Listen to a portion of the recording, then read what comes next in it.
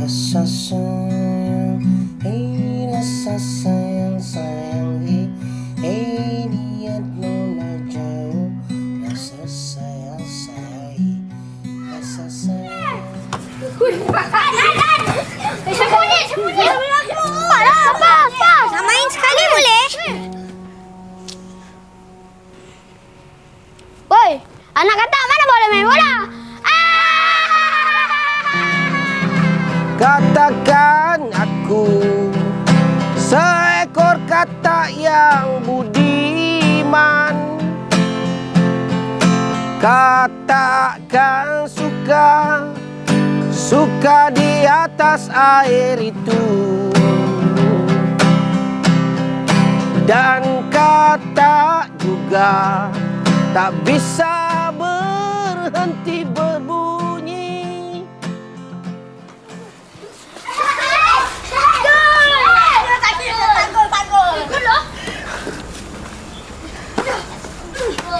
Jangan main bola. Enaklah, dia rejek Nabi kata.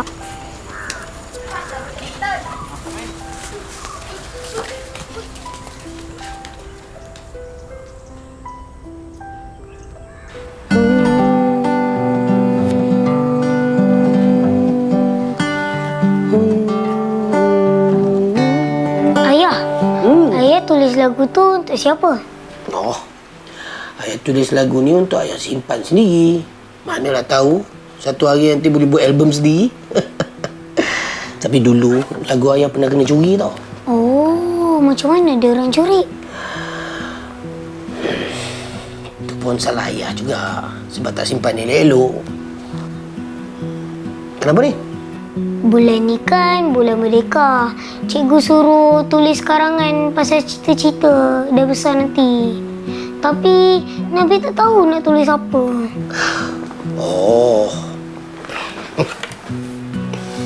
Ayah tak kisah pun Nabi nak jadi apa besar nanti. Pekerjaan yang baik tu pun rezeki juga.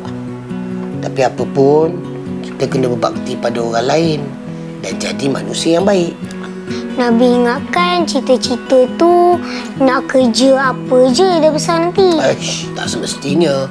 Cita-cita tu kan harapan kita, impian kita. Ayah cuma nak Nabil jadi orang yang lebih baik daripada ayah.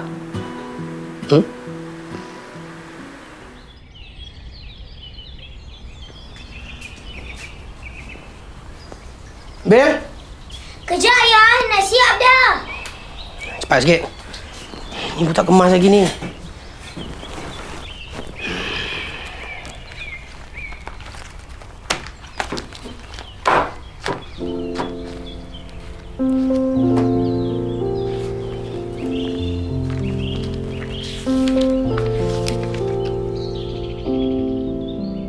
Cita-cita saya nak jadi katak macam ayah.